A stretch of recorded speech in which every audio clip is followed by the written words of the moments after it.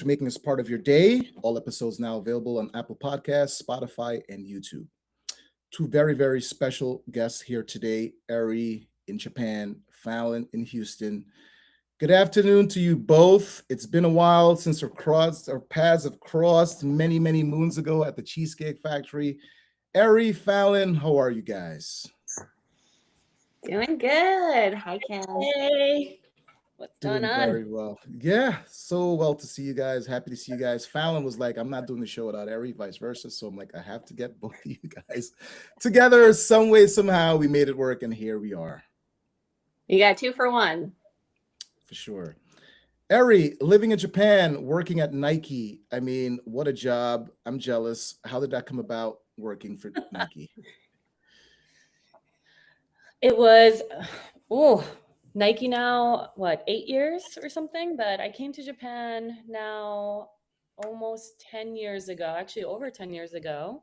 It was for a completely different job. I was in advertising and I was starting up a new office in Japan with a different agency. And then a few years into it, we had worked closely with the Nike account through a different advertising agency, and the account was under pitch. They needed a little bit of help, and then I jumped on board to just help out with the pitch. The agency lost the account, but then Nike had called me up and they asked if I wanted to potentially join for an opportunity. And the Olympics are right around the corner, the forgotten 2020 COVID Olympics. But I ended up at Nike. Yeah. I was going to work on the Olympics and then go back to New York, hopefully. But then COVID happened, and then I've been in Japan ever since. So Nike here, Nike today, 8 years in. Awesome. Fallon, you global product marketing, right? How cool is that of a job out there in Houston? Oh, man. Well, yeah, I mean, I've been able to work for a lot of cool companies, always in skincare, skin and beauty industry, I guess, kind of fell into it. Cheesecake actually was the reason why I got that job at L'Oreal to begin with. The hiring manager had somebody, his wife also worked at Cheesecake Factory, so that was my in, and then kind of stayed in the industry my whole career. But yeah, it's been pretty cool. Got to launch a bunch of products. You walk into a Sephora or an Ulta, you are probably looking at some products that I helped bring to life, which is pretty amazing. And now I'm just helping consulting with anybody and everybody who needs process or, wants some global product marketing help. What products to make in the world and in their portfolio. So it's been a cool ride, like being able to help with different types of products. I'm working for a brand now that's like heavy in body care and fragrance. So a little bit different, but still, very cool, very much in the Sephora world. That's amazing. Amazing. Happy for you both. I knew you guys at the Cheesecake Factory. You all met at the Cheesecake Factory. Eri, what was life like before CCF? Where'd you grow up? Brother, sister? Who was the prankster in the family? I was the nice one in the family. I was quiet and so grew up in Congers all my life. Congers, New York, Clarkstown North. I know there was a bunch of Clarkstown South folks that worked at Cheesecake Factory. But I have an older brother. My parents are still in New York. My brother and his family are in California. We're spread out all over. Kind of grew up playing sports. My mom's Japanese, if people don't know. So was always going to Japanese school. I was doing a lot of educational things because my mother really pushed education as an Asian woman. And then played volleyball. I also... Actually, Fallon and I probably knew each other from Coupe Dance School, from ballet, from years and years ago. So we've crossed paths when we were younger, before Cheesecake Factory. Wow, so you guys go way back. I had no idea this was even a thing. I thought you guys met at CCF. Amazing. Fallon, what say you? Good, Eri. No. It was a reunited, and then there was a couple of people who used to go through kind of Coupe Dance School was in Nanuet, so I think a few of us kind of went there. So that was quite funny to meet up at the Cheesecake Factory years later. Yeah. North and South, you guys hate each other, right? Why is that? The high school back in the day. Is that a thing? I think it is a thing to say. I mean, to be quite honest, I really wasn't in the high school scene. I was playing volleyball. I was working at the Cheesecake Factory. Yeah, there was a rivalry, but I really didn't. Yeah. Didn't Pay much really attention involve to it. myself there. Yeah, there you go. Fallon, what was life like for you before CCF? Brothers, sisters, family? Were you a prankster in the family at all? I mean, between me and my brother's 4 years older. I would say he was Okay. probably the we'll call it prankster. We'll use that word instead of the other word. No, I was like the quiet, like studious one too. I was also very much like I was a dancer. So if I wasn't at school, I was at Coupe. I like Yeah. at one point was doing like classes, I think either 3 to 5 days a week, including Saturdays. Like that was my like after school activity was dance, and I just loved every second of it. Um, Yeah. yeah, I mean, my dad is now in Florida. My brother's in Florida. I still my aunt, my uncle are still in New City. They are looking to move to Florida. I feel like that's the big right Rockland migration is That's they the moved thing. eventually Yeah. somewhere to They all go Florida. there. Yeah. But yeah, like I mean, growing up, it was a pretty typical childhood.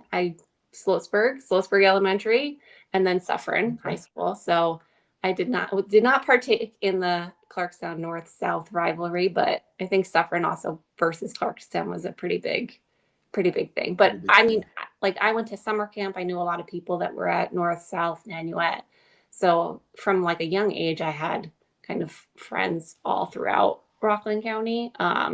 So it kind of felt natural, like once we got to the Cheesecake Factory, that I had people that were outside of like the Suffern area. We also moved to Nanuet, New City in college. So by the time I got to Cheesecake, I think I was in Suffern for a little bit and then was in like Nanuet. Okay. That's awesome, man. Eri, when's the last time you picked up a volleyball? Could you spike? You still got some moves? How good are you? So I also was big into dance until I kind of came across volleyball, and then I switched to volleyball. I thought it was pretty good. I went to a university where the team was absolutely horrible, so I kind of gave up there. You were probably the best player. No, that would be unfair to say for the team of athletes who were on that team. But I picked it back up after I started working in New York again, and I found some pickup volleyball around, and then I joined an actual pretty big like women's league, and we were traveling all over the place to play volleyball as well. So I was very serious about it. I'd say I'm pretty good. But the last time I picked up a volleyball, I mean, it's just so hard now in Japan. There's no place to play. There's no gymnasiums that you could just like go up and pick things up in. And like, I don't know. Meetup.com. I don't even know if that even exists anymore, but I feel like, how do you find friends now who want to play sport when you're like 40 years old? It's tough. Yeah. Hey, Nike, build a volleyball court or something for Eri, please. Let's get this thing going, Pushing for it, but we're not there yet. Fallon, what say you? You still got some dance moves? How good are you? You still got it? Lost it? Never lost it? Still got it? I mean, I think you never truly lose it, especially if I would do like bar classes and Pilates and things like that. So you still have like the flexibility a little bit. I mean, there are some times where I catch myself, like, I think yesterday I was literally in like first and like doing some dance moves in the kitchen. But yeah, like when you start to get above 40 and you're like, ooh, that doesn't feel right. You're like, you got like celery knees when you stand up. Like you gotta be careful what you do. Like throw a back or a hip out soon. So yeah, everything hurts, right? Yes. Everything hurts. It's crazy. Eri, Japanese background, your mom being Japanese. I mean, who taught you Japanese? What's the first word spoken in Japanese, Eri? Looking back. Actually, so when I was younger, my mom she was a stay-at-home mom until I went to elementary school. So I felt like I was speaking more Japanese than English. And so I grew up very much like early years. Even my mom took me to Japan for an extended period of time when I was a baby. Don't remember any of this. Um, I what I do remember was that I had a really strange accent, like an English accent. I Okay. couldn't say things correctly. Like I was saying like daddy. Like I don't even, Yeah. who knows? I can't even pronounce Yeah. water probably properly, but they wanted to put me into ESL when I was in kindergarten English because I speaking couldn't speak language. Yeah. English properly. But Yeah. apparently I passed the color test, so they allowed me to be in the regular class. But no, I grew up speaking Japanese. I think I had to learn a lot of English, so it feels very natural to me, which I guess which is a good thing because I think it's extremely hard to try to navigate two languages. But no, it's Yeah. for me. I was very lucky, very lucky. Any words in Japanese and meanings behind them? Top 5 words you got for us today? Anything that comes to mind? Ooh, top 5 words. This is Yeah. a tough one. What do we want? So Um, anything funny or interesting, or just a food, or just anything you know, particular?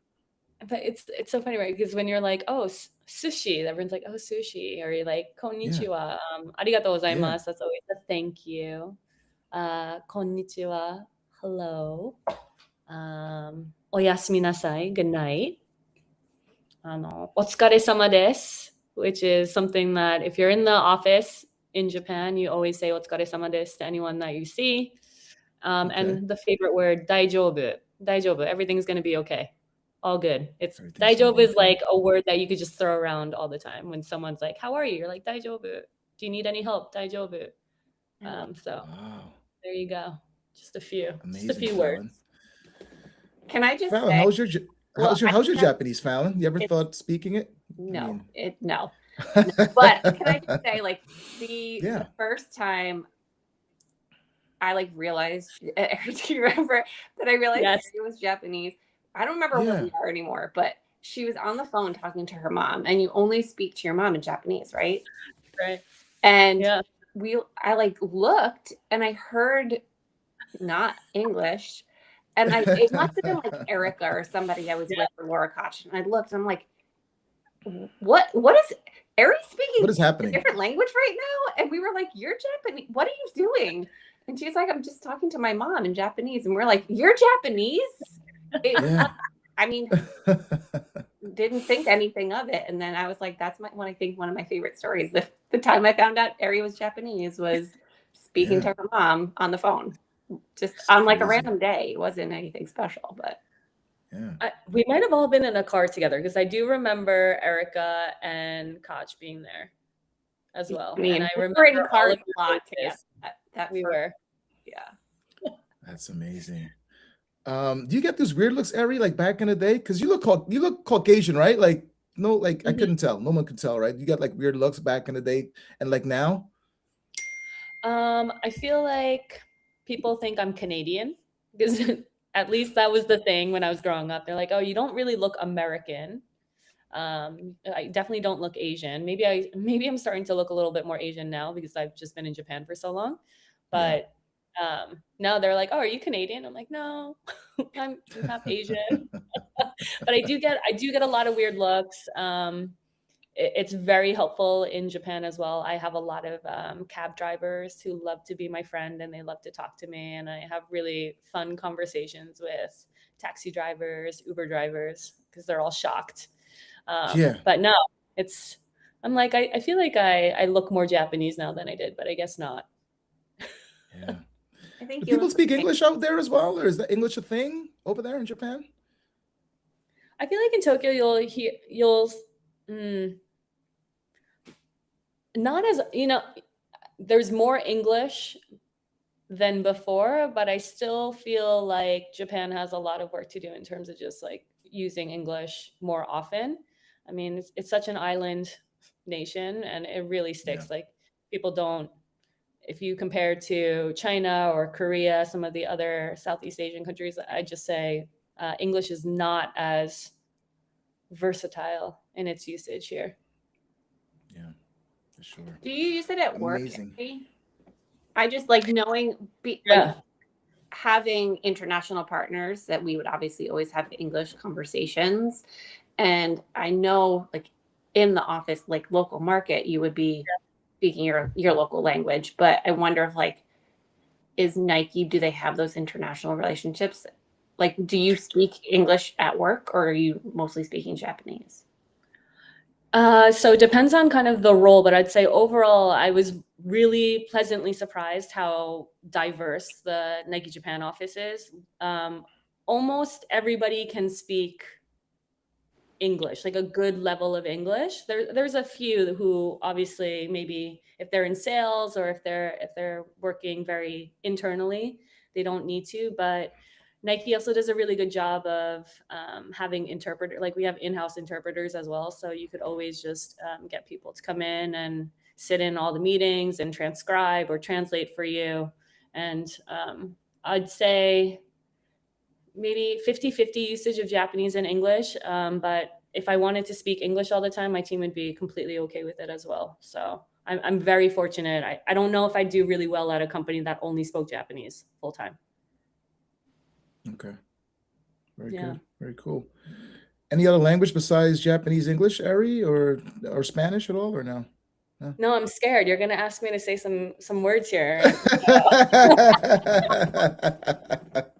A little bit of French and just gibberish Okay. after a few drinks. That's it. All right. There you go. All right. Fallon, CCF, who hired you? How did working there come about? Oh yeah. This is fun and probably going to get a little emotional. My mom We're was probably like, gonna do some crying today at some point. We're probably gonna cry at some yeah, point today. yeah. Right? Ari and I already prepped each other. That's probably going to happen. Okay. My mom had always loved the Cheesecake Factory. She would go to maybe the one in Westchester. Was that one open before the one in Rockland? Right? Yeah. Mm-hmm. With Cheesecake Nyack opened up in in White 03 White Plains. in May. Yeah, White Plains opened up in September following that year. Same Wait, year, but okay. like So she months later. Yeah. went to a Cheesecake Factory somewhere Okay. with friends of hers, and they like it was the place that they would like meet and have lunch and like have a good time. So when she found out that one was opening in our mall, she was like, "You should go." I'm like, "What do I want a summer job for?" But we ended up, it's actually my dad and I, like core memory, right? Like my dad and I going to the Palisades Mall actually for a Mother's Day gift for her.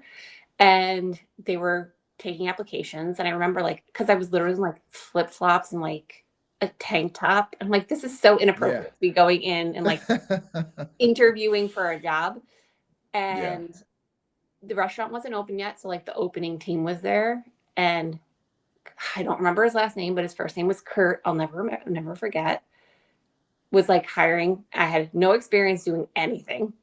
It was like I was coming out of my freshman year of college, and he's like, "Well, you can work at the bakery." And I was like, "Well, why can't I work at the front desk?"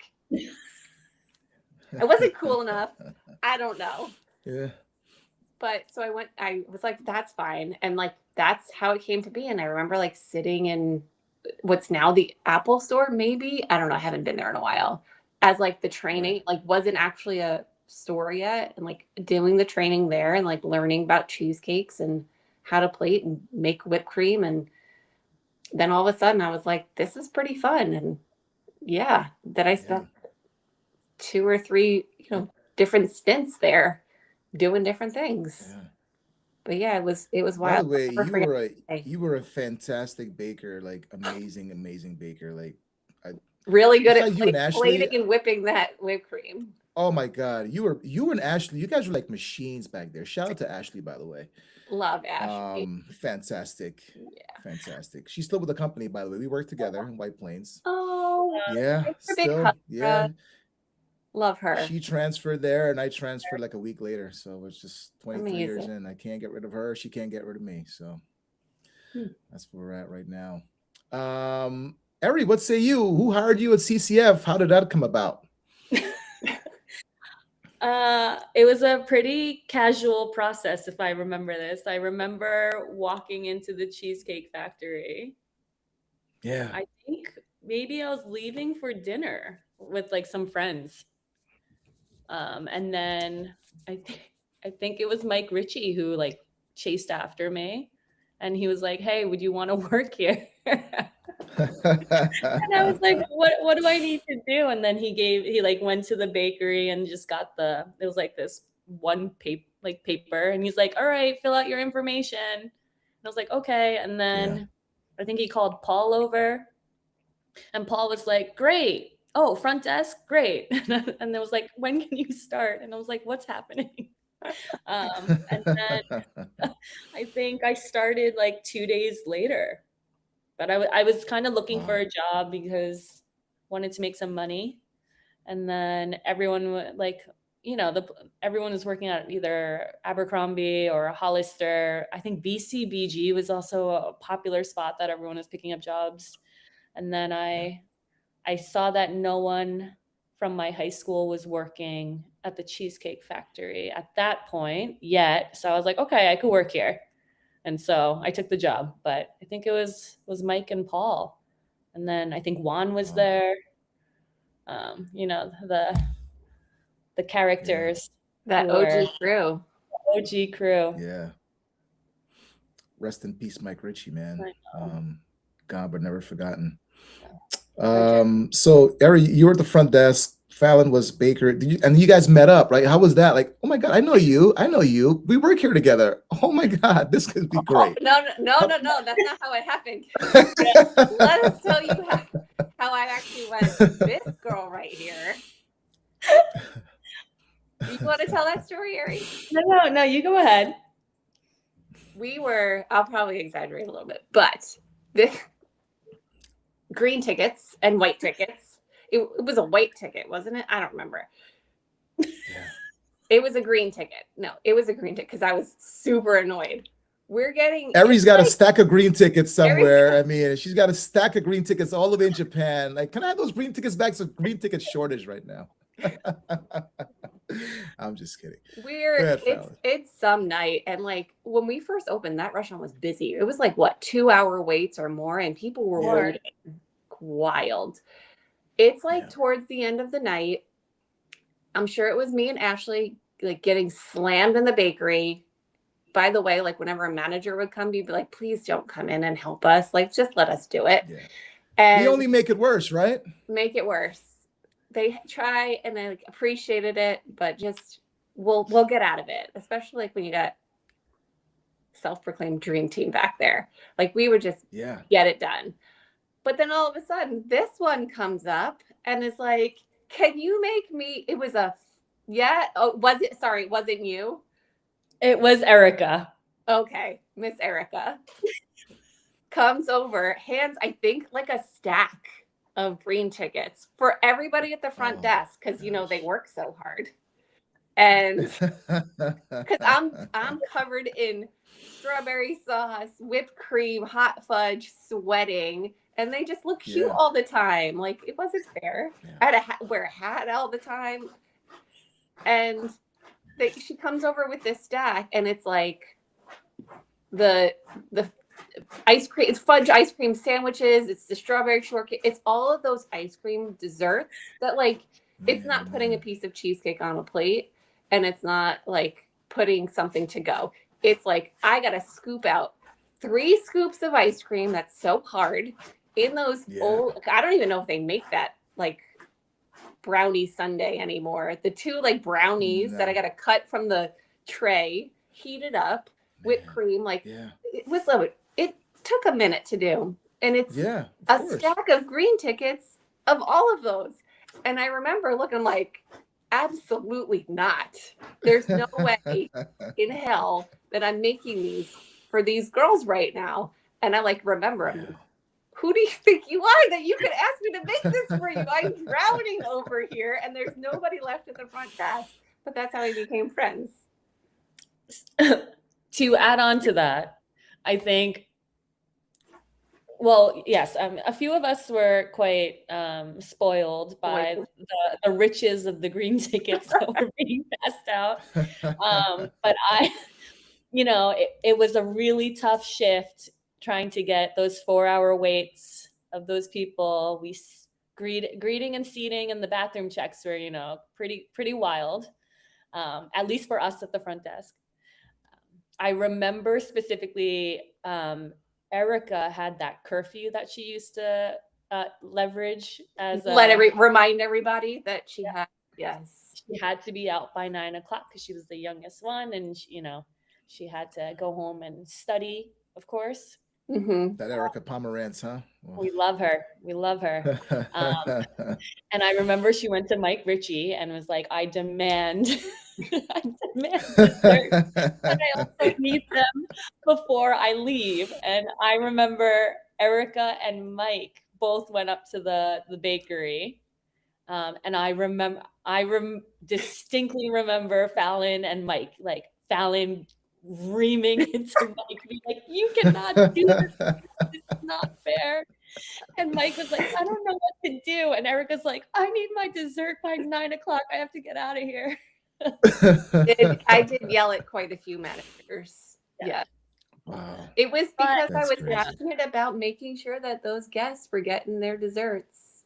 I agree. I think that was very unfortunate that we we abused the privileges that were given to us. But we did become friends, probably because our good old friend Jimmy Styles. Jimmy Styles and a bunch of us were at the Hody on like a Tuesday night. And I remember another favorite of ours, Patrice, came in, and Patrice was like, you and those green tickets, do you understand what we have to go through in the bakery all the time? And then we all came to like a come to Jesus moment where we're like, we're all just stressed. I think we should all hang out together. And then we started, and then we went to Six Flags. Planned a trip to the Six Flags, great adventure that day, because Jimmy was like, you know what, you guys should all just take a day off and hang out together. Mm-hmm. So and then it was friendship from there. Yeah. Connected. That was a good crew that went to that Six Flags that day. There was like 7 or 8 of us. There was. Wow. Ashley was also a part of that trip. Ashley was there. Patrice came. Laura Koch. Erica. Wow. Taryn and Gracie. Yeah, right? And Gracie. Yeah. Wow, Taryn and Gracie. Those are like legendary names. Laura Koch, like, wow. Legendary. Pomerantz, Taryn. Man, oh man, where did time go, right? I mean, they're all like married 15 with plus babies years too. ago. They all have. Erica told me she was having a baby, and I was like, "You're still 16. Like, what is happening?" But yeah. That's doing crazy. Big things, everybody. Yeah. Fallon, you went from baking to serving. I mean, the dark side. Did you miss baking at all? Any crazy bakery stories you got for us today?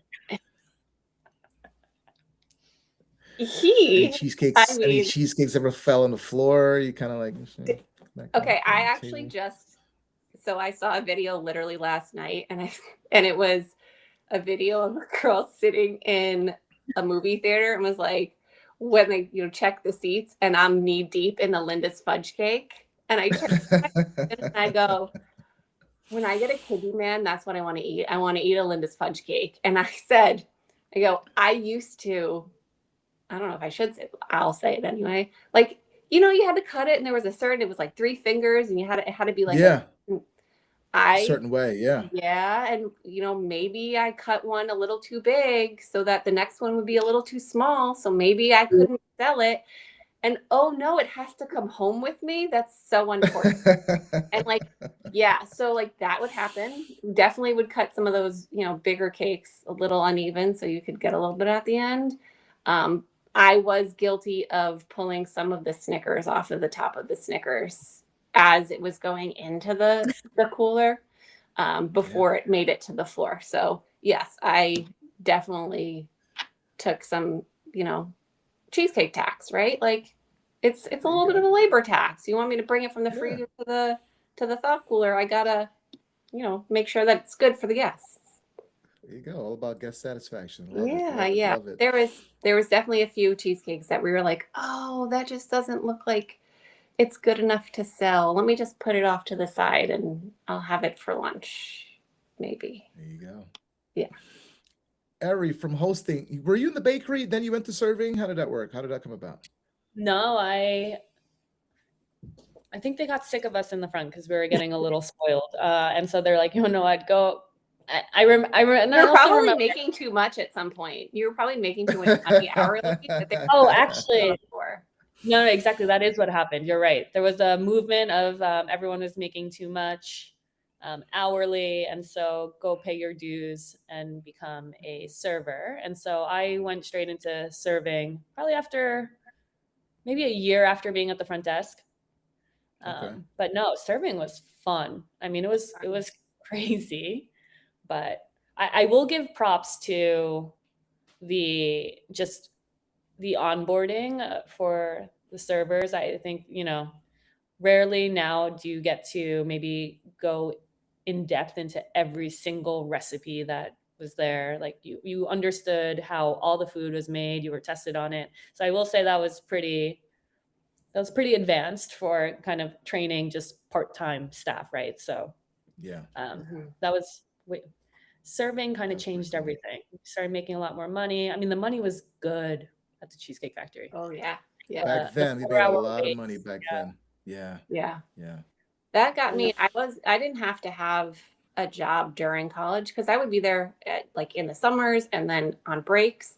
And I never had a job at school because it was able to sustain me to be able to take the money that I had from the summer, from any of the breaks that I was at home for, and then just go back to school and then focus on school. And I think at the same time, it really taught you like, A, how to manage your money, but manage your time, like manage people. I think, when I got into like the career world, I mean, one of the first people that I worked with at LVMH at Fresh, my first like boss was like, I will always hire people who have retail or have like service experience because you know how to manage people and how to manage your time. And I'll never forget that, like knowing what's actually happening with customers or guests or what people are thinking or what they need is always so helpful when you're sitting in an office trying to be a consumer good, right? Like same thing with Nike, I'm sure, Ari, like you need to know what people want and what they're shopping for and the economic state of being able to purchase the things that you're putting out. So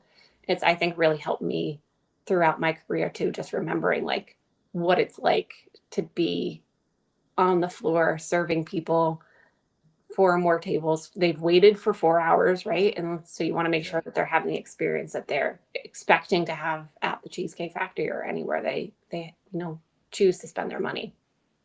For sure. That's well said. Wearing whites, right? What a time. I Yeah, mean, now don't they wear black on the bottom now? all black. What? Yeah, all All black. black, Yeah. see? All black. Yeah. Wasn't No that the tie, bartenders? That's they were bartenders. They had black pants. I have an allergic reaction to wearing any kind of white pants now because of the Cheesecake Factory. Man, Good oh and man. white. Ugh. Ari, where are your shoes? Your whites, your uniform aprons, long gone? I feel like every white shirt I had, they were pen marks on them.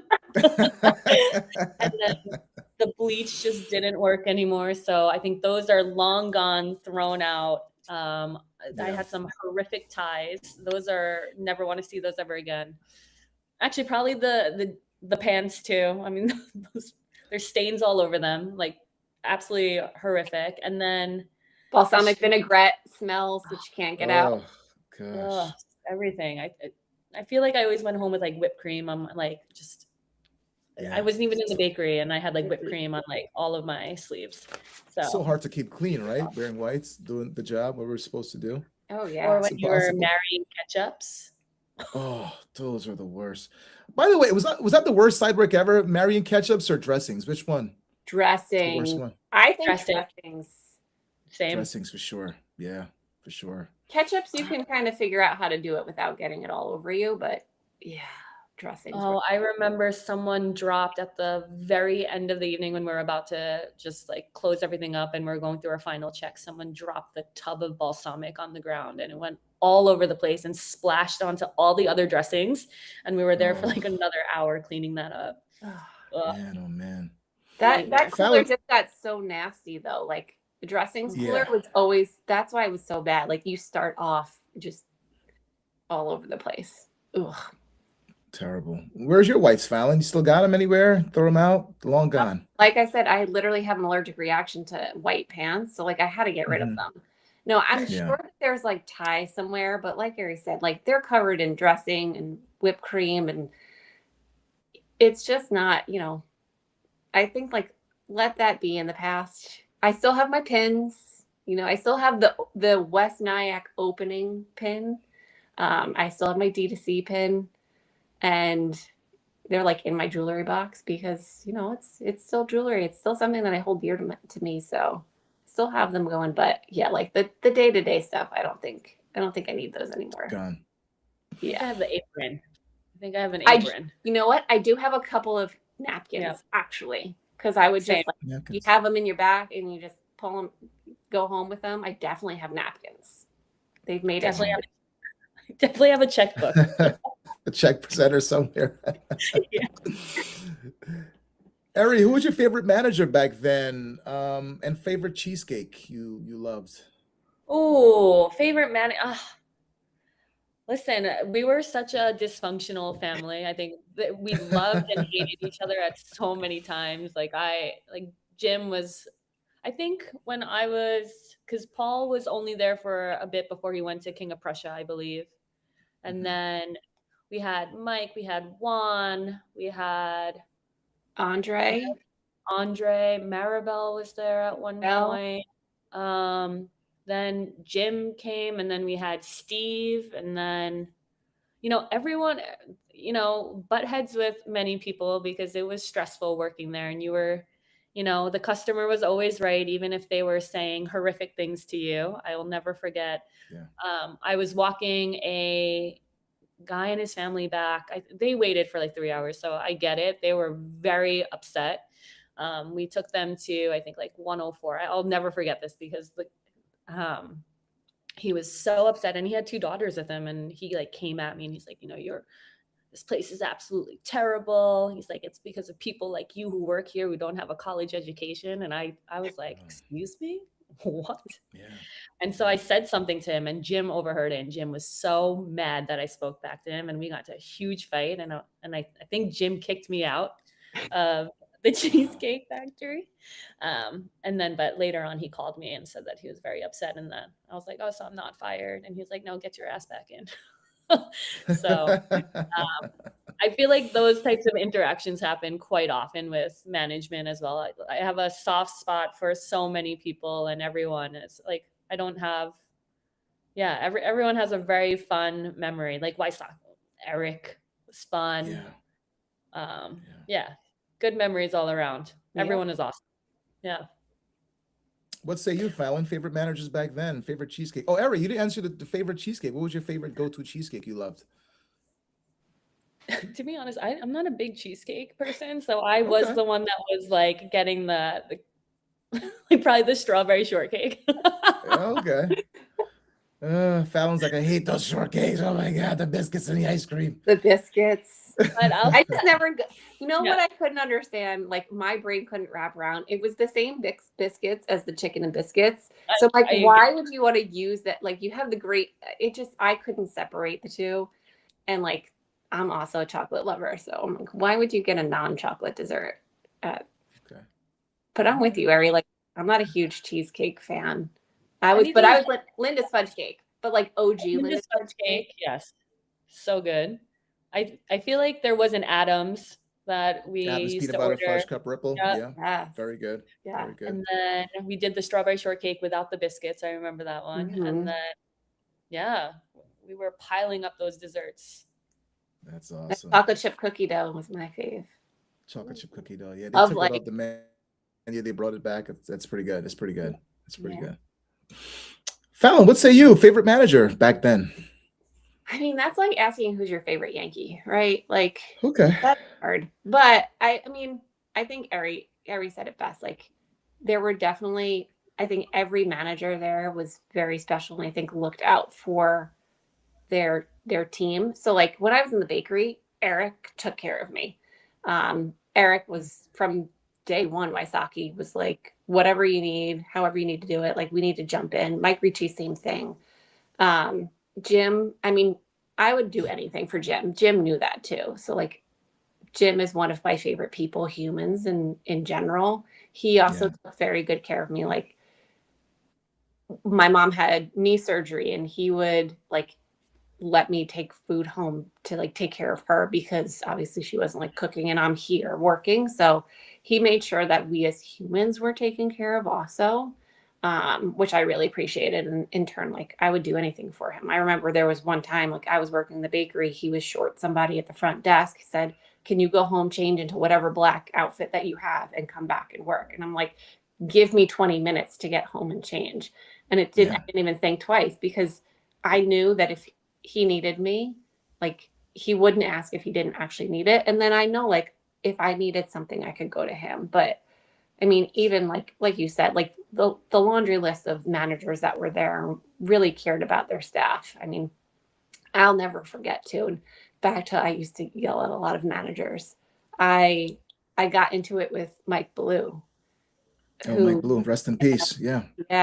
yeah, where I mean it was they were cutting like the back room early. It was like you had to take your 15-minute break, which I thought was terrible. We were a little bit more lenient on that, I guess, in the first days, but Yeah.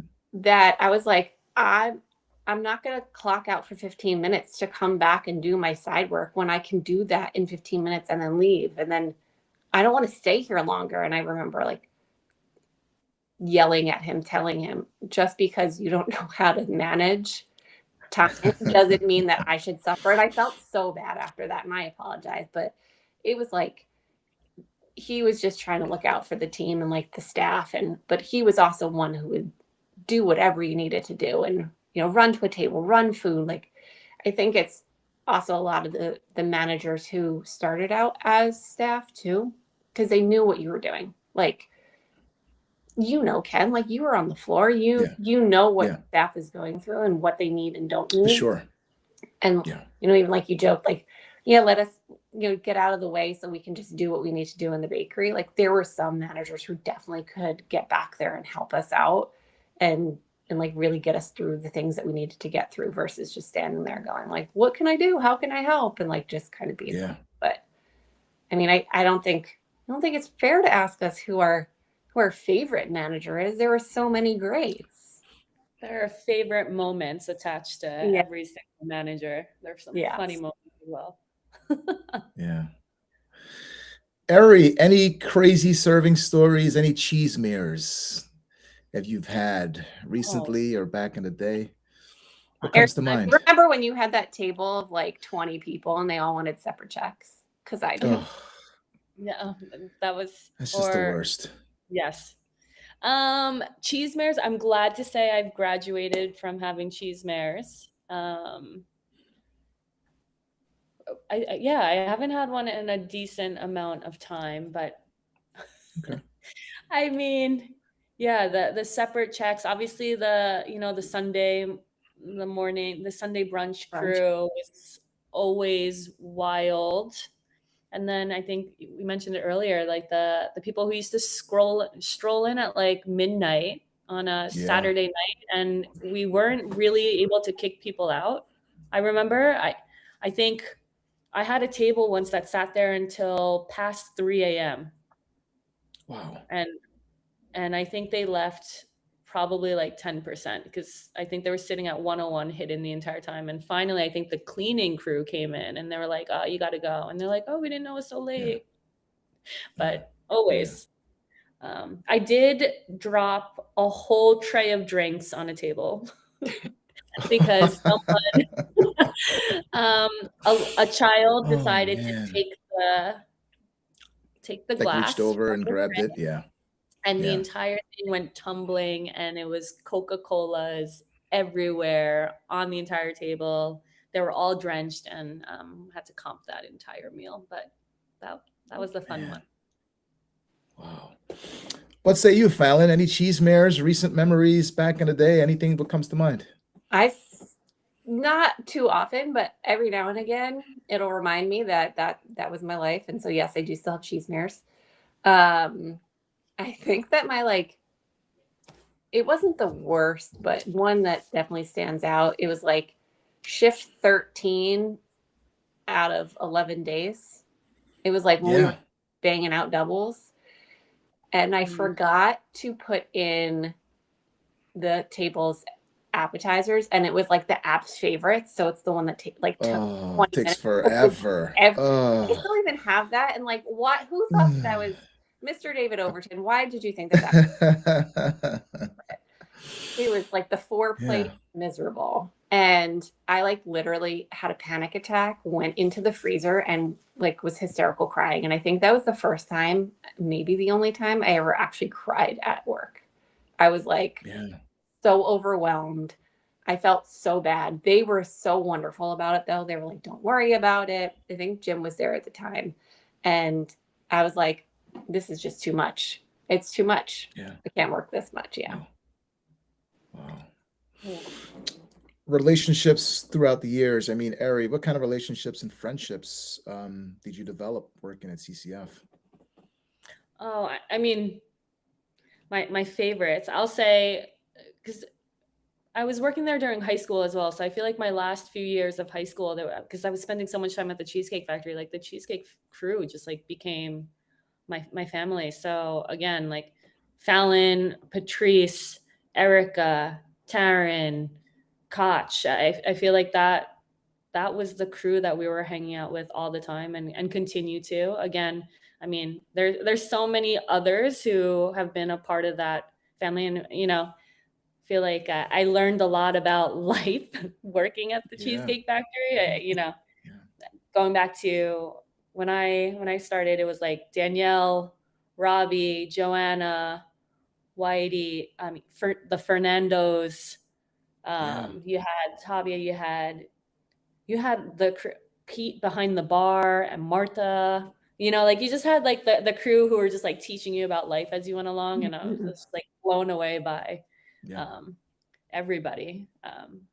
But no, Fallon and Patrice, and I continue, just the crew continue to see all the time. They're just family now. So I feel like I made lifelong family from my time at the Cheesecake Factory. Yeah. Let's say you, Also, Fallon. What kind of relationships, friendships you developed working there? so many. I mean, shout out to Dasha as well. I feel like I see Dasha once in Yeah, a while. Dasha. Shout out to Dasha for sure. For sure. Big Laura. fan of Dasha. Yeah. Laura McGuinn. Shout out to Dasha, Laura for sure. The whole crew, man. What a crew. Love. How about you, Fallon? You feel the same way? Relationships you met, friendships you developed working at CCF? Oh yeah. I mean, I say like my cheesecake friends were my life friends. It's people that you don't have to talk to every day, but you think about it all the time, and reach out. And every time I'm in Florida, I try to see Taryn. We've never made it happen yet, but just making sure like we're talking to each other. Erica, I talked to a couple weeks ago. Again, like we got married, had a baby. She's like living her best life in Georgia. Yeah, don't kill me. Savannah? Yeah, Savannah. Yeah, Savannah. And I mean, and Laura, like, I mean, those her babies. Oh, the best. Yeah. The best. Beautiful, beautiful babies. So like watching my friends like grow and see their like have families and still being able to like know and connect with who they are. I mean, Patrice and I just talked the other day. Like Patrice, I've known since I was 3 years old. Like we joke, like we call ourselves our heterosexual life partners. When she got married, I said to her husband, I'm like, Kenny, I come with her. Like we're a package deal. And we have been since. And like, her entire family is my family. And you talk about like people were there when you need you. Ari flew across the world when my mom died and like came to her memorial. And like you can't see here's where I start to cry.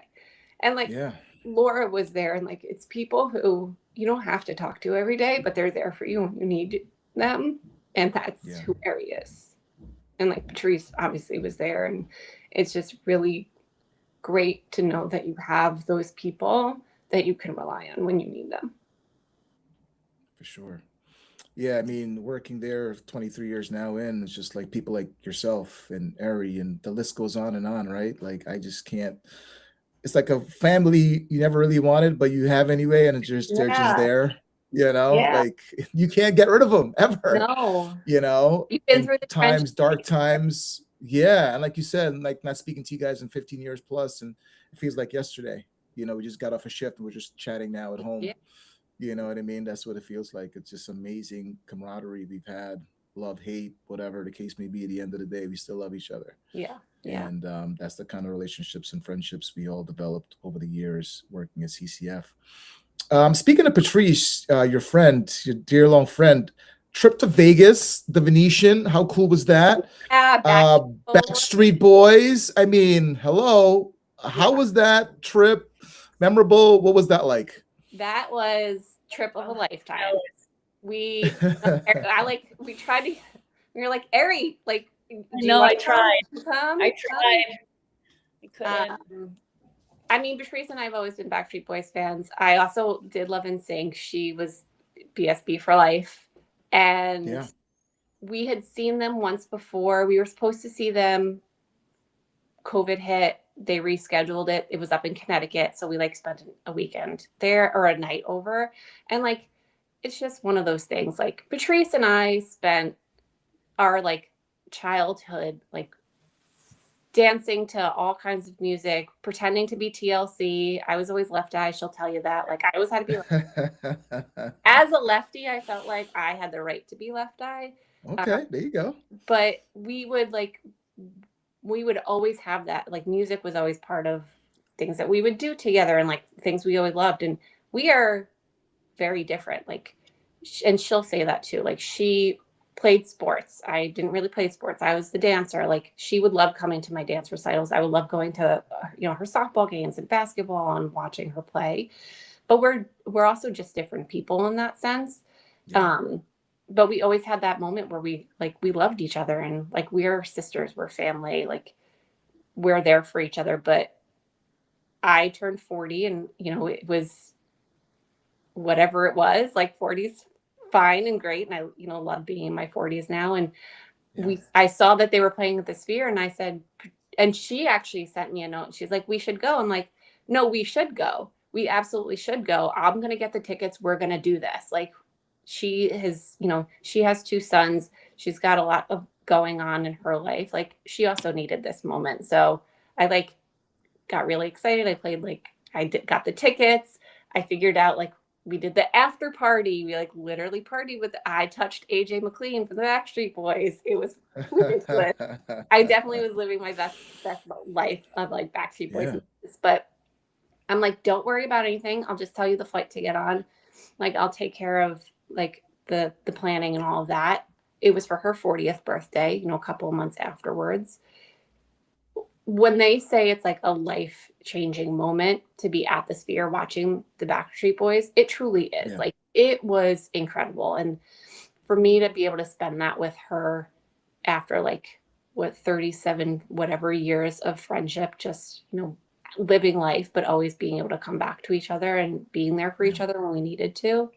It was such an incredible moment. And we were literally back in college, early 20s, having the time of our lives, staying out late at night, going out, having fun, just screaming our heads off to Backstreet Boys songs. It was so much fun. That Sphere looks amazing. I don't think TV does it justice, right? No, it doesn't. It's incredible. And there's not too many seats. It's not like an MSG or a giant center where you have to you're in the nosebleeds and you have to watch the screen the whole time. The screen is a part of the show and it's super intimate too. Intimate, there's 20,000 people still there, but it's not 100,000 at MetLife or whatever that you can't see anything. And the way that they use the screen as part of the show, it's you like feel like you're in it. It's almost like it was almost a little distracting that you're like not watching them, you're just watching the whole thing. But Watching the whole thing, yeah, I would go back in a heartbeat. I'm like, let's do it. amazing. What's the What about craziest thing you saw Vegas? in Vegas? You know what they say about Vegas, right? So, what's the craziest thing you saw out there? I mean, like, listen, we're old, okay? So like, it's not like Yeah. we're getting super crazy. I mean, we want to talk about memories. Patrice's bachelorette party was probably a little bit crazier, but Okay. we I mean, I think seeing so many people it was actually the only time I wore white again because it's a thing to like wear white.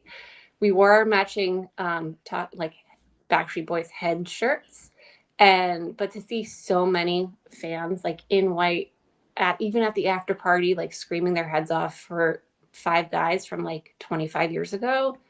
Not that that's Yeah. like crazy, but I mean, I'm sure that there was a few like people on the street that were acting out. We tried to Well, avoid. crazy. Yeah, nothing like super crazy. Yeah, that's amazing. Well, Vegas is Nothing always a like the good time. Cheesecake Factory holiday parties, right? No, nothing like being on top of the bar at the Hody pouring out shots to people's Man, mouths. oh man. The What a stuff time. we What a did, time. I don't know. You ever look back and say, like, what were we thinking? What were we doing? Like, we wouldn't do this now, right? I mean, you were young back then, right? I mean, All the just time. growing up, learning Yeah, about life, right? there's definitely things that I'm like, I can't believe I did that. There's more than too many. Yeah. Too Five many. things top of mind. Yeah. So, Fallon, there was a trip to Vegas. Now, the trip to Japan. You went to Japan to visit your dear friend Ari. What was that like? Hong Kong, the rave. How crazy was that? Yeah. It started out as a business trip. I was working at Fresh, which is a skincare company owned by LVMH, and I was doing a lot of international work. So I was very fortunate to be able to go to that was like a big trip. It was Hong Kong, China, Seoul, and then I was like, well, I'm over here. It was around my birthday, and I'm like, Aries out there, like even if I can get there for a couple of days. And so we made it work. And so I think I was probably away for almost 2 weeks total, doing like a week and a half of like work. And then I went from Seoul to Tokyo. And I remember getting off the plane, getting to Eri, literally dropping my bag, and then not sleeping for the next 24 hours. And it was crazy. I literally dropped my suitcase off. We went to Tokyo Tower, which was like amazing. She showed me all the sights. We ate a lot. We went to, I mean, you're gonna have to remind me of where we went because we were in Shinjuku, right? Yeah. I just remember we somehow ended up. I bit into a fisheye. Remember that? Yes. And then, she was like, "We're going to a rave." I got tickets, and apparently it was like a big deal, right? Wasn't it like one of the biggest like raves to happen? I had no idea. Wow. I had Every no you idea party what thing, was you. I will say when I moved to Japan, the first few years, I was working a lot. I was working a little long bit hours too, too. very long hours. Like when they say advertising culture in Japan is crazy, I was sleeping like maybe 1 or 2 hours a night. There were Yeah. days where it was like 7 days a week. I was on so many business trips to like Singapore and then California. But then, I was able to meet up with Fallon in Hong Kong, and then later she came to Tokyo. So that was awesome. But I partied. I mean, Tokyo, there's endless things to do here. It's a really fun, it's a very special city. It's also really safe. You meet a lot of people, and you could do whatever you want. So I did party quite a bit when I got the opportunity to. So It was so much fun That's though. It was amazing. like, I mean, it wasn't even like I mean, it was wild thinking about like that we were at a rave, but we just like found a room and just danced the whole night. And it was just so much fun. And like didn't care. It was just the two of us. Like she said, it was super safe. Like never once did I feel like should we not be doing this or where am I? It was just kind of like looking back. I'm like, how did I stay up that long? And like how did like we just end up here? But it was like one of those Yeah, experiences that you never once in know a what's going to lifetime. happen, and then you just are just so appreciative that it did happen. Yeah, that's That's amazing. That's Tokyo. amazing. Yeah. If you guys went to Cheesecake right now, could you like serve, Fallon? Could you serve right now? Could you bake right now? You still got it, or I mean, what I do you think think? bakery probably. Okay. I mean, like the specifics of it, like are there Yeah. still, 6 chocolate chips on a chocolate chip cookie dough? I don't know, but like I could probably figure out how to get whipped cream Banana on. slices, five on each side, Oh that yeah, kind and of like deal. one on top of the Yeah. other with like I could Yeah, probably yeah, yeah. still spin and like get the sour cream on the top of the cheesecake, and put Okay. some cakes on a plate. Yeah. All Serving, right. I feel like it probably is like riding a bike. Like it's the specifics of it, but the knowing like the time management, getting like the drinks out first and making sure that, you know, everything's coming out in time. Sure. What those dishes actually are, probably have no idea. Yeah. What say you, Ari? Could you host? Could you right now? Could you host? And could you serve right now? I So even after the Cheesecake Factory, before I came to Japan, I always had two jobs. So I was at the Cheesecake Factory on and off for three and a half years, I think. I remember I quit Cheesecake Factory because I was moving to Japan my first time in Mm-hmm. 2007. Right. So then when I came back from Japan, I started working in Piermont for a French restaurant, a bistro, and then someone from the Sidewalk Bistro opened up their own kind of bar, smokehouse in Pearl River. So I was bartending, I was serving there, and I was also greeting. So I feel like up until maybe, I guess that was still like 10 years ago, but I feel like I could do it. Like Fallon said, Okay. I don't think I could nail the menu or just the nuances of the details, Yeah. but I don't Yeah. know. What's the staff like today? Like, who Oh, knows? Maybe. that's for conversation for another day. But it's nothing like when we worked at Cheesecake Factory. You know, staff now compared to back then. Everyone's I, watching their time. They want to go home. They want to leave. Like they don't want to work. No one wants to work now. No one wants to work right now. I won't say who it So is, but I remember someone popped me an Adderall. Like I've never taken Adderall my entire life. And I was right. on like maybe 4 back-to-back doubles. I think it was like at that time, it was crazy during menu rollout or something. And someone just popped an Adderall in my mouth and I went wild and I made so much money. But it was like, how much, how much can you do? And I think I remember I had like one of those secret choppers at my Oh, table. I got like really paranoid and I was on Adderall. Never do oh that ever boy. again. Yeah. Never The again. secret choppers and the Yelp reviews. Yeah. Yeah. Mm. For sure. We still have those now. Medallia scores. We still have those now. Not as intense as it was back then, but we still got something like that now to this day. Yeah. When you left in '07, did you want to come back in '07? How come you didn't come back to CCF in '07, Ari? You just like were over So it? I moved to, yeah, I was having a hard time at my university in Canada and I decided I wanted to Okay. do a study abroad. So I ended up just taking a year off from school because I was going to graduate a little bit earlier. So I figured, why not take this time? And I moved to Japan.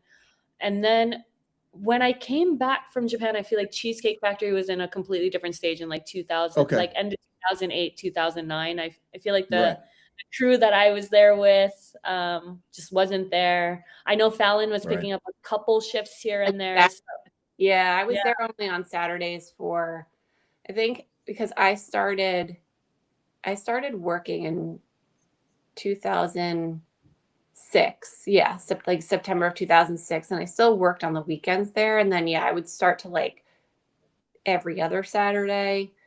because Okay. it got to be too much of like commuting into Manhattan and then having to like get up on the Saturday, and then that sounds so spoiled, but like it Yeah. started to get to be a lot, and then it wasn't like the shifts weren't really just convenient. I wanted to like have my Saturday nights still available to me, and like it, yeah. But you're right, like it was a different crew. I mean, they were great people too, but I think that's where, I mean, I was called a liar and a thief, and that's when I was like, this is when I gotta go. Oh, I wish, because I was Yeah. shift leading. I won't say who called me a liar and a thief, but I remember quite vividly. Okay. And I was like, this is, I don't need this, you know, like you don't need the, it was Yeah. more frustrating and exhausting than it was worth the money that was being made at that time. Yeah. Yeah. Your last day at CCF, Fallon. Happy, sad. Did you know it was time? You're over it. Yeah, I knew it was time. Again, like I was only working 1 day a week. I was shift leading. It was like, it was getting a little bit frustrating. You know, it was different. It wasn't the same crew. And again, like nothing wrong with that crew. That's where like, you know, the Joes of the world came in, and um, you know, they were just younger, and like I was in a different stage of my life. I was working full time. Like it wasn't the same purpose for me anymore. Um, but I still like cared about what I was doing. Like I think that's Yeah, also of a little course. bit of a difference, and maybe not For from sure. that crew, but like maybe today, like we took everything we were. I remember Cheesecake Factory was the only thing on my resume, and I had to make it sound like I was doing the things. And so I'm like, oh, I'm doing accounting, right? I'm time Yeah. management. I'm like, you know, like kind of human resources, but also like public relations, because you have to sell. Like we had to sell the cheesecake. We had to sell people on dessert that maybe didn't want it. So you Yeah. can kind of make that into like, how does that work into like, oh, the life that you're trying to like, not that there's anything, you know, it was just, that was my path. Um, and I think people looked at it a little bit differently than like the people who that was their career. Like it's your career. Like it's a great job. I feel like it's got great benefits. It's a great place to be lifetime. I just don't think that there's a lot of people who look at it that way and maybe respect it in that way anymore. So I knew it Yeah. was time. I was like, this isn't the type of, you know, space right now where I want to be and I need to be for myself and my well-being. So it was like bittersweet, because that was a place where I learned how to be an adult, truthfully. Like never had a job before. That was it. How Yeah. lucky are we to Yeah. like say that all the experiences that we had are from that one, you know, store. And Right. um but yeah, it wasn't the same as it had been, that like I would work In the 13 past. shifts in 11 days for. Yeah. Yeah. What say you, Ari? Your last day. You knew it was your last day. Remember that time of your life? Yeah, I remember it quite well because it was actually quite emotional because I was leaving for Japan literally the next day. So, Wow. or 2 days later, I was packing up and I was moving my life to Japan. And at that point, when you're what, like 19 or 20, you feel like the whole world is changing. But Yeah.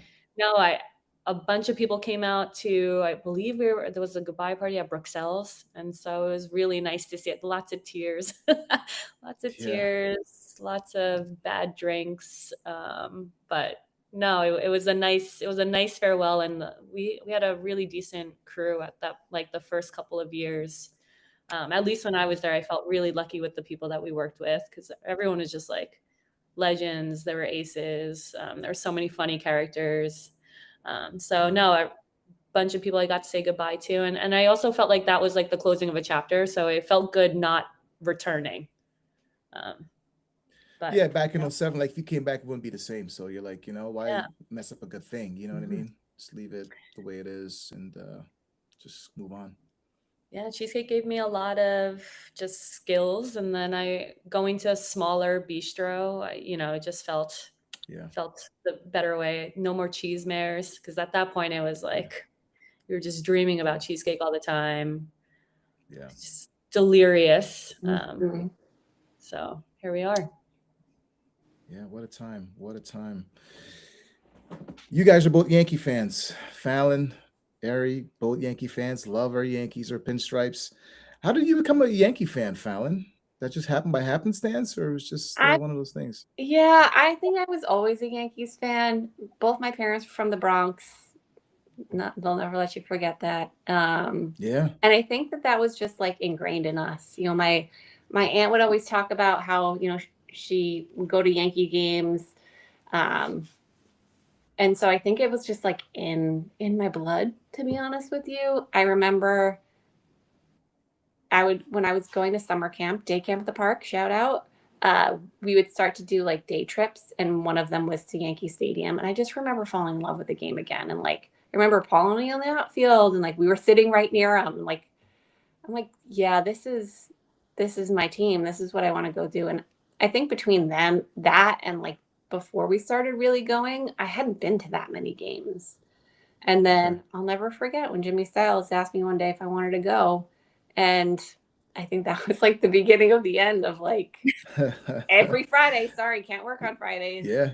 Can't Got to work. my Yeah. Yankees Yeah. games. Yeah, Yeah. it's kind of always been in my blood. Yeah. Jimmy What was say you, driving. Ari?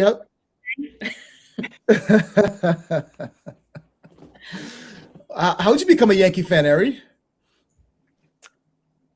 Honestly, probably because we started going to the game so often. I mean, this is a shallow reason for me, but a lot of Japanese players started coming to play in the major leagues, and there were quite a few legends who were on the Yankees as Yeah, well. So I Silly feel like that Tanaka. was Yeah. See? Yeah. there. There we go. And then Ichiro at Yeah. one point was there. So Yeah. you know, Ichiro. Yeah.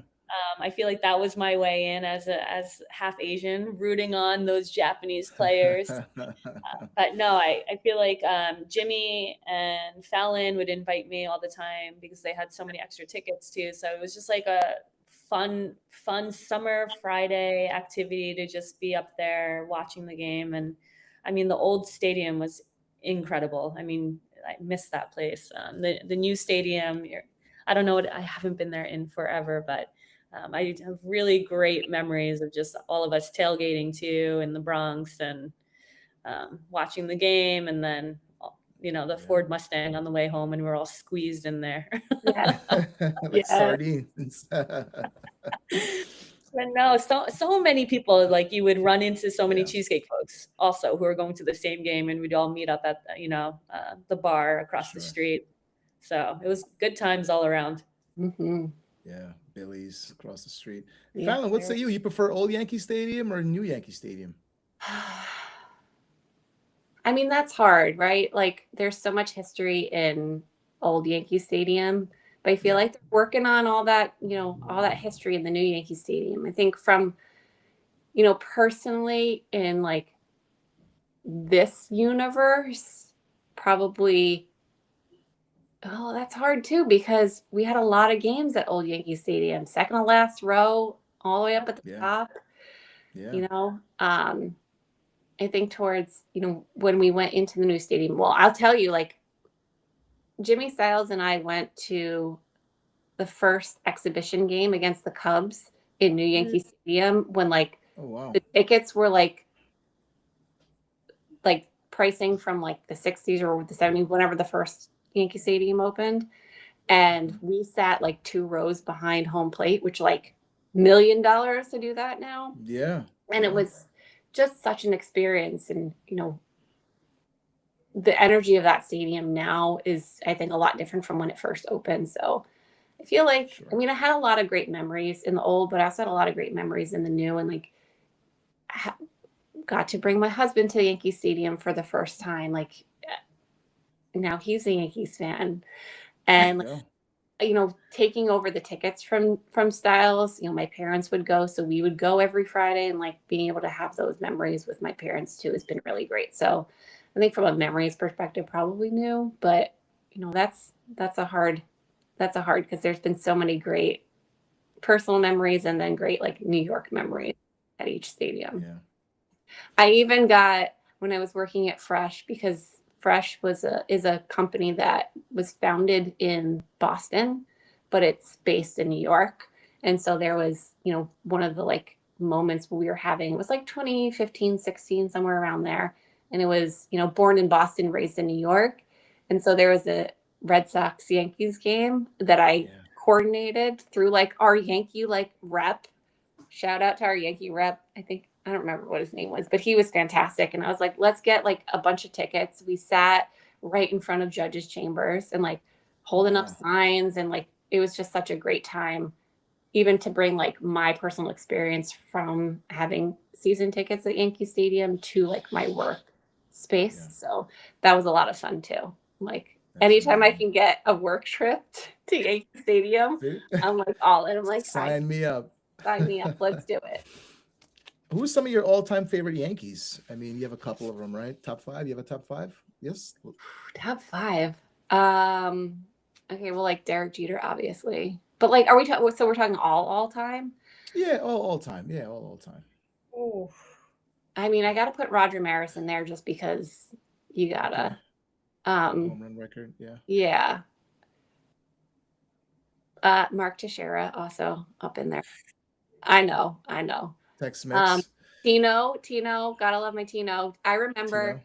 when he was at Tampa Bay, we were at a game. I think we were there. Was that the time that I was wearing my Tony Clark shirt? Remember my Tony Clark I shirt? think we were there that game, right? I think we were there so. because Tampa Bay. Yeah. yeah, because Clark was I believe playing so. first, and Tino made it to first, and we were on the first base side, and I was like, two of my favorite first basemen are now.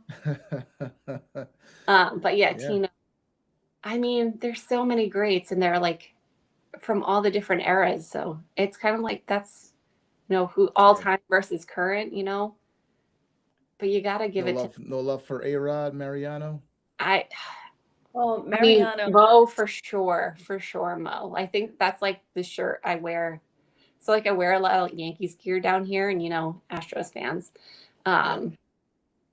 But my go-to shirt if I'm going to a Yankees Astros game is a Mariano shirt, for sure. There you go. But I did love A-Rod. There was that time when I was a huge A-Rod fan, and he disappointed us. But I feel like he kind of like recognized what he did, and he went on his apology tour, and I'll give that to him. Like he acknowledged that he did not do great things, and that he could have done better during his time in New York. So, but yeah, but the guys now, like, everybody on that team now, gosh, it's just so fun to watch them play. Yeah, for sure. Everybody, yeah. Eri, what say you? A couple Yankees you love, you adore from afar? I was always a +1 to the fandom of the Yankees, so I'm not that versed. I just, to be quite honest, I haven't even watched. Now I'm just watching, the Dodgers so much. I know, sorry. We have a lot of Nike players. I have a lot of. I've had to work with I got the opportunity last year when the MLB, the opening series was in Tokyo. I got to work on that, and I got to work with some Cubs athletes and also some the Dodgers team. So I've been a little bit closer to them now. But no, I think when we were going to the stadium, of course, Jeter was, the fact that we got to see him play, that was insane. His last game as well. A-Rod was fun for the team. That's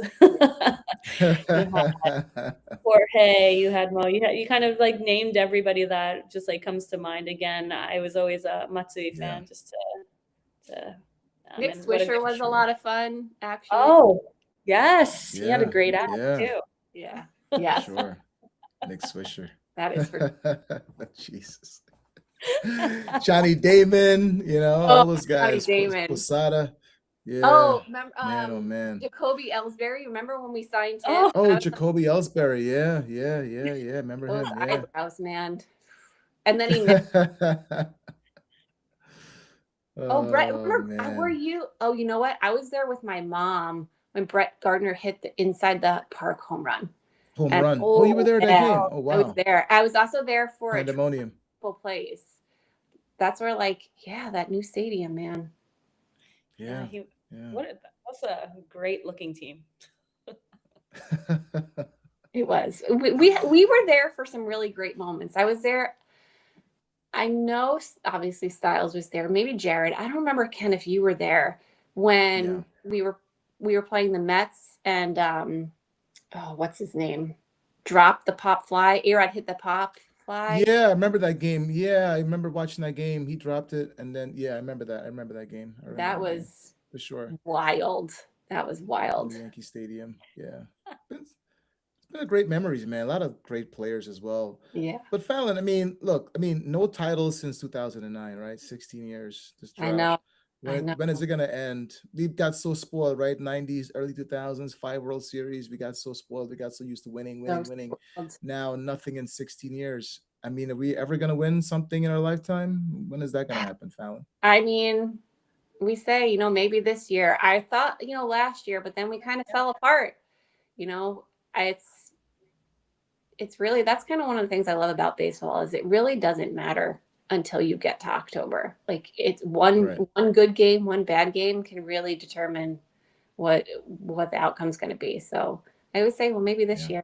My mom would always say she wanted, them to win 162 games. I was like a little bit realistic than that, but it's like if they're not winning, we're not happy. So I get Yeah. to text, and that's where like I get to text my aunt every now and again. She's, 88, I think, something like that. But Wow. she'll still text me and be like, these guys are killing me. They're gonna give me a heart attack. This is it's disgusting. They're how they're playing. So it's a lot of fun for Yeah. me personally because I have so much ties to it. My family gets really excited about it. Amazing. Yeah. What say you, Fallon? Are we ever gonna win another World Series, Ari? Ever in our lifetime? Yankees? We need some good luck charm here, please. I think the Dodgers are Maybe you winning now start recently. watching them, Ari. Maybe you'll be the good luck Maybe- charm. Yeah, Ari, That's- maybe you start watching the Start Yankees, watching you know? Ari. That's true. I'll get my husband to start watching. We were watching last year until, like you said, they kind of fell apart, and I was like, oh, this is gonna be the year. It's back, and then Yeah. maybe I just need to move back to New York. I feel like when I moved back to New York in 2009, they won, and I was there Yeah. at the parade. I guess, yeah, maybe I need to return to New York. Maybe I need to go back I to was the at that States. parade too. Yeah, What that a- parade was amazing. I was there at that parade as well too. Were you there at that parade, Fallon? When they won in No, I 09? wasn't You at there? that. I was You were was at that not at parade. that one, but in the three-peat, I remember my dad let me skip school. Oh, And we there went you down go. with All right. my cousin to go to those parades because it was, I mean, like you said, like we got so spoiled, but you never know when you're going to be able to Yeah, be a part of that. Yeah. So, right. Sure. yeah. Fallon, your love for dogs. I mean, where did that stem from? Bear, how old is he? You have 2 dogs now, right? In I Houston? have two. So Bear is not my dog, but he may as well be. Okay. I have 2 dogs. Yeah. So I mean, truthfully, like I had a dog growing up. I actually kind of had 2 dogs. My cousin's dog was like we had adopted while she was, I think, in college. I was young. I don't remember exactly what happened, but Wooly was my first dog. She was adorable. I loved her. And then I think in like middle school time frame, we got Chloe, and we had Chloe for 17 years. She was such a good girl. I loved her so much. That's She was the best, right? Oh, sweet girl. That's amazing. But yeah, so I kind of always loved dogs. I moved to Houston the first time by myself. I moved here for a job. I, got the opportunity to work at Drunk Elephant, but it was in Houston. I didn't know anybody. And there was one time, like, I literally didn't even unlock my apartment door to go out the entire weekend. So I was only going to work and coming home. I'm like, this is not healthy. And so my neighbor, who's now one of my best friends down here, she was also the apartment manager. So she helped me like get my apartment. She happened to live across the hall from me. She had a dog, Bear, who's a black golden doodle. And we had like a little dog run attached to our building. So I would go down with her, like get some fresh air, play with the dog, and just like loved him so much. And he truthfully loves me so much. we were at one of my other friends, Erin, her apartment for like Memorial Day. We were like having some cocktails, some margaritas by her pool. And I was like, I really should, when thinking about getting a pet, like I love dogs. I love cats. I've always had cats all my life too. But it's like, if I get a dog, I feel like I would be more social. I would be forced to come out of the apartment, even just to walk the dog. I could go to the dog park. We literally went to a bar like across the street from her apartment called FM Kitchen. And that's where I say I picked up the love of my life, my Scout, who actually is, if you can kind of see him right there. Scout. Oh, he's knocked out. Look at him. He's He's knocked out. knocked out. Knocked out. His best life over there. That's amazing. So picked Scout up. He was 2, fell in love with him, was like, how do I bring him home? Lauren looked at me, was like, I'm the worst person to ask this question for because I think you should take him right now. We literally like signed the adoption papers, took him in her car, went straight to PetSmart, bought him a bed and like everything I needed. And yeah, he's been my little travel buddy ever since. And then that's how I met my husband at that same dog park in the apartment building. He had, Jasper, who is our other dog. He was a puppy. He is a almost 200-pound Anatolian Shepherd. So he's my big boy. And we say like Jasper chose me. We lived on the same floor, but kind of separate sides of the apartment building. And Jasper would try to come home with me every day after the dog park. So, he's the one who chose me to be Peyton's partner. And yeah, I mean, they're kind of a mess. Scout has diabetes. Jasper has, a heart condition. Big dogs kind of get that, but they are living their best lives and bring us so much joy. And I mean, I've been through so much with Scout. He used to like get on the plane with me and come back to New York and back and forth to Houston. And wow. They're definitely all dogs are emotional support animals, I think, because I've been through a lot the last couple of years, and both Jasper and Scout have been definitely a comfort to me. Eri, what say you? Big into pets, dog, cats, anything at all throughout your years?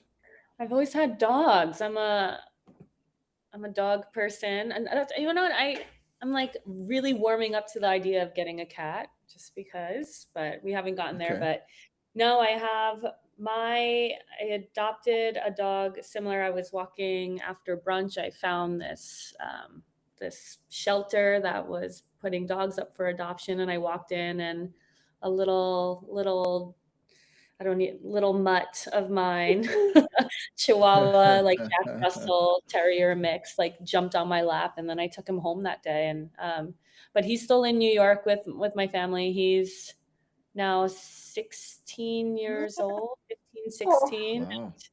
But he's like blind and deaf now. I think he got diabetes as well. My Leo. My Leo. Yeah, Leo is.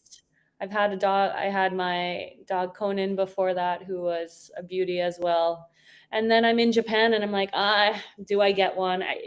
Once you live abroad and you need to take long stints for vacation. At least when I go to the US, I try to go for at least 2 weeks. Trying to find, a sitter here, pet care is going to be extremely difficult. So not yet, but I definitely want an emotional support buddy. I want a new, furry friend in the future. But no, I don't think I'm adult enough yet to cross that bridge. It definitely helps you realize what your priorities are. Because I'm like, Scout was diagnosed with diabetes. 6 months later, he went blind, and we did double cataract surgery. And it was, this dog has had more eye drops in 6 months, a year than I think I've had my entire life. Like, it was making sure he was getting, at one point he had like 24 drops that he had to get in one day. And like, we were just making it happen. But I think, Eri, you're right. Like, you need to be able to make sure you have the right people to take, care of them out there. That's where my friend Lauren Bear, and she has another dog, Sabra. I'm like, the 4 of them are just best friends. Like, I could say where's Lauren? I look at Scout because he's going to get crazy. And he just runs the door and waits for her. But she's here if, we need to go somewhere. And I was in the hospital at the end of in December, and she took them and was like, however long you need them for, to watch them for I think it was like 2 weeks almost. And then she actually just had a baby about 6 weeks ago. And for a couple of weeks, I had Bear, who had just recovered from a surgery that, wanted to make sure that he was staying calm and that he was taken care of too. So, it's definitely nice to have your tribe that is going to help with those things too, because For sure. I don't know, we could have done all the things if we were doing it on our own. That's true. Very true. Ari, so I was wondering, I was talking to off air. I was like seeing you with these pictures. I'm like, they look great. You and your hubby look great. Didn't know you guys were married. Like, how did that come about? When did you guys meet? How did you meet? When did you know he was the right one for you? So we all love Fallon also had a COVID love story. I think originally I was planning to go back to the US after the Tokyo 2020 Olympics. And so I really wasn't looking to kind of find anyone. I had just gotten out of a very, very long-term relationship at that point, and it was on and off, I think even up until COVID. But then once the world shut down and it was like, okay, what do you do? I remember I was sitting in my old apartment and just thinking to myself, I'm now in Japan. I feel home here, but at the same time, when you're completely isolated from everyone and you're just like all this time to yourself, sitting in an apartment, and I was all by myself, I really thought, I'm ready for a relationship, or I just feel like life is better when there's someone with you. And so I took a trip down to one of the islands here, Okinawa Island, and I was having this conversation about just relationships and where I see myself next. And they signed me up for an app. I never thought I'd be using a dating app. I don't even know if you call it dating apps anymore. But I went on Tinder in Japan, and I swiped, and then I found this, lovely human being who is now my husband. I met him and we hit it off pretty much immediately. And I think we were in Japan. There's this it's like a promise of marriage when you start dating, it sounds very, very heavy, but it's pretty normal here. It's like when you start seriously dating, especially when you're in your 30s at that point. It was like a serious, like we're just not messing around, right? Like we're gonna hopefully have a serious relationship. We're gonna do this. Yeah, we're gonna do this. Yeah. And it was COVID too. So by date 2, we were living together. I hope my parents don't know that. They thought we moved in together way later. But no, by date 2, we were living together, and it's been wonderful. And we got married 4 years ago. So Tinder, I mean, who would have thought? But there's some crazy folks on some apps here. I'll say that. It was shocking. But I guess I was one of the lucky ones who found someone. So all worked out in the end. Yeah, I'm happy for you guys both, for sure. Fallon, living in Houston from Hoboken, I mean, big difference, small difference from Houston, from Hoboken to Houston? Yeah. And where you're at now? I mean, big difference. Monetarily big difference. You definitely get more space for your money down here still, even though, Houston is still expensive. But even when I first moved down here back in 2018 and was in an apartment, my apartment was bigger than the apartment I was in Hoboken the first time, even for, less than what I was spending for half an apartment. I had a roommate the first time I was in Hoboken.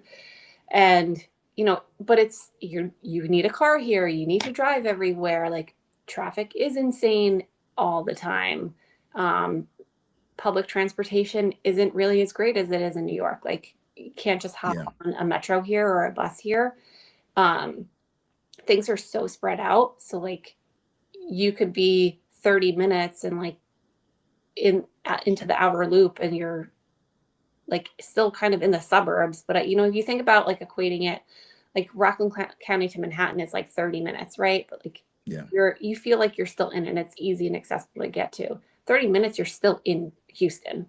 Yeah. And then, you know, 45 minutes to an hour, you're out in the Woodlands, out in Conroe. And then it just feel more like rural, you know, suburban Texas. But there's definitely some great like suburban feeling areas inside the loop. It just, yeah, it's just you drive everywhere and then you have to make sure like it's 15 to 30 minutes wherever you go to get to something. But I mean, we're in a 4-bedroom house still spending less than we were for rent in 800 square feet in Hoboken. Wow. So it's, yeah, it's definitely, you know, quality of life in terms of my husband and I are both remote. So this is my office. He has an office upstairs. Like we still have another guest room. You know, the thing that you kind of don't get is backyard, at least in the loop. Space. But yeah. But it's so hot. Sometimes you just don't need to be outside like that. But Yeah. there's definitely some areas, like there are definitely areas where you can have a backyard, can have, you know, space for a pool, things like that. So it's really just where you're willing to live and where you want to be, like in the center of it. But food here is so fantastic and like love, you know, obviously New York food. There was we had a staple Lola's in Hoboken that we loved. We would go, it's tapas that we basically go to every week if we could, or every day if we could. Haven't found something like that yet, but you know, there's great food of all kinds here. So we're not lacking in that department. We are lacking in bagels, I will say so, and pizza, although right now I can't eat pizza anyway. So I'm just missing pizza in general, but I wouldn't be able to eat it anyway if I could. That's amazing. Yeah. Don't go anywhere. Stick around for Mic'd Up Moments. I'm Kenford, Eri, Fallon. We'll take a quick break. We'll come back. We'll talk about Fallon's mom. We'll talk about living in Japan, and we'll talk about kidney dialysis. We'll take a quick break. We'll be right back.